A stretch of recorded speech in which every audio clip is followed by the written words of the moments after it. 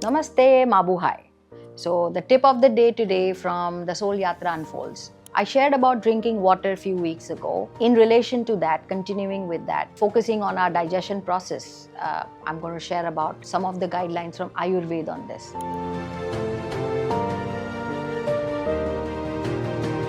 And why digestion? Because we are what we eat. An apple becomes me, Aparna, but an apple can become Tom when Tom eats it. So the food makes you what you are. So it is so important that the food goes through a proper digestion process and gives you all the nourishment what you need, and the least toxins and waste comes out of that. Some of the key rules based on Ayurveda is: one, we should be eating least variety of food together. So the classic example is a buffet. Buffet is a killer. Is the worst kind of food one can eat. I'm sure many people are not going to like it. It's so popular now, your morning breakfast buffet, your lunch buffet. But let me explain you. What are we doing to our body when we have buffet meals? So our body has got its own operational structure. So the liver and pancreas are the two organs which release digestive enzymes. Pancreas very specific to insulin, sugar breakdown, and liver is the only organ in the body which has all the enzymes for digestion. What happens is when we eat food and the central nervous system sends the message that particular type of food is coming, the liver, the gallbladder, the stomach, the pancreas, they all get ready to do their functions. I've explained their basic functions in the previous video. The brain will tell what kind of food is coming. Proteins, carbs, fiber, whatever is coming. Now, what we must remember, that liver's capacity to release digestive enzymes is just 3.5 liters a day. So which means irrespective of the quantity of food you eat, the liver can only release that quantity, that amount of digestive enzymes. Out of that digestive enzymes, it can't release 20 types of digestive enzymes. It has certain fixed ways. So it will release proteinase for protein. It will release amylase for carbs. And again, I'm giving very generic terms. If a doctor has to hear or see, I must apologize that I'm not giving the details, because there's a whole process to it. I'm giving a broad guideline that these are the types of enzymes a liver will release, how pancreas will support for sugar breakdown, and the gallbladder will release bile to emulsify fat. So if you eat too many types of food together, the brain is confused. It doesn't know what to tell the liver, what to release. And hence, the liver may not release adequate quantity for each one. It'll just release what it is supposed to. Some will work, some will not work. So your half the food will not get processed. I don't think I need to explain what happens when your food doesn't get processed.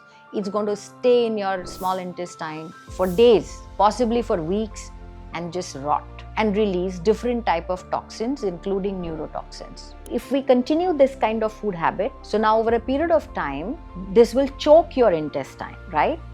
Not necessarily you're passing bowel movement properly. Not necessarily this is processing to eventually go through the excretion process in the large intestine. It just remains there. And within our intestine is 22 feet long. And in that long 22 feet intestine, there is a sheath inside which protects the intestine. Now, if your food continuously rots there and releases all kind of toxins, this sheath begins to erode, and the holes form, literally holes form in that, which leads to leakage of this into your main body, your bloodstream. That is what is called a leaky gut, and that leads to different type of problems, uric acid, neurotoxins. In fact, all of your diseases are first driven by these toxins which are released, and this is through the gut. So I hope you understand how important it is for us to take care of our diet, our type of meal, ultimately to decide our digestion process and ultimately to keep us healthy. So that's the first tip, that have less variety of food and chew it well. And I've already explained the usage of water along with food. The next piece is also I added there that a liver releases 3.5 liters of enzymes. So in the entire day. So whether you eat 4 meals or whether you eat 8 meals or whether you eat 1 meal, the release of those digestive enzymes are going to be the same. So what should you do? Let's compare it with an analogy. See, you had 1 kg of surf and you wanted to wash number of clothes. Now, you could wash adequate enough to use that 1 kg and make the clothes very clean, or you could wash too many clothes and the 1 kg wasn't enough, so the clothes would end up not being clean. So exactly like that, if you ate in multiple frequencies and if you ate more than what you should be eating in a day, then there is shortage of digestive enzymes and you will again not process food. So ideally, we should be eating food after long gaps.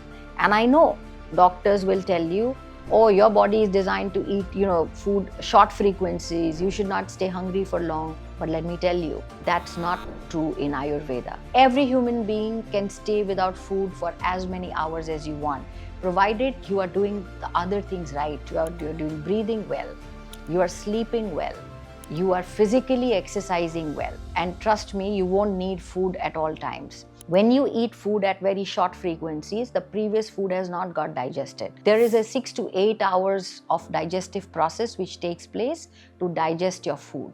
You may have thought that you ate a lot of good food, you ate proteins, you ate all the calories and right things you needed, but nothing worked. And that should answer a very important question. In spite of so many dietitians, in spite of all the food guidelines what has come in, has health really got better? Has mortality changed? Have our diseases reduced? We have people with more hypertensions, we have young people with diabetes, we have young people with more obesity issues, more stomach issues, digestion problems, a whole bunch of problems. So I urge you to pay attention to this. I'm happy to anytime connect and talk about benefits of our diet discipline and the type of food we eat and the quantity we eat. Very important for us, especially in today's life. And again, I especially tell this to my corporate friends because I work and I went through a lot of challenges about digestion, and it has an impact on our work life as well, right?